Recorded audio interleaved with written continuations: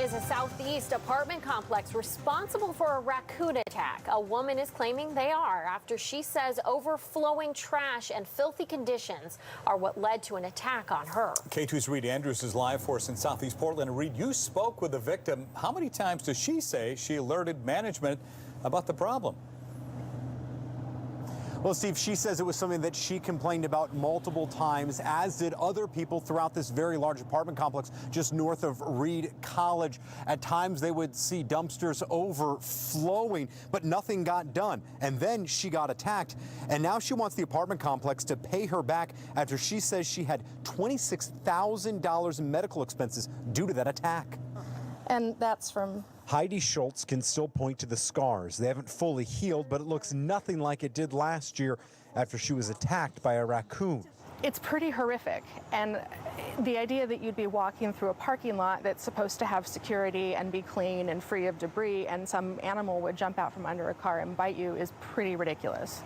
Schultz was walking her dogs around sunset. She had worried about the trash area before. She says it had been overflowing for weeks, and then she saw a raccoon lunge at her leg.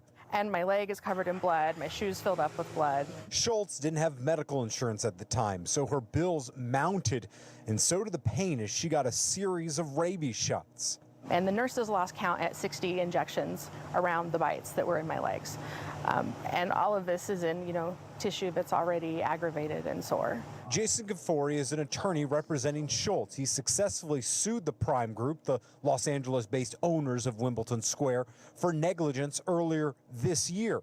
He says Prime refused to pay Schultz's medical bills and instead tried to get her to sign an agreement that she wouldn't sue the company. This place had insects, rodents, raccoons running around because they had trash everywhere.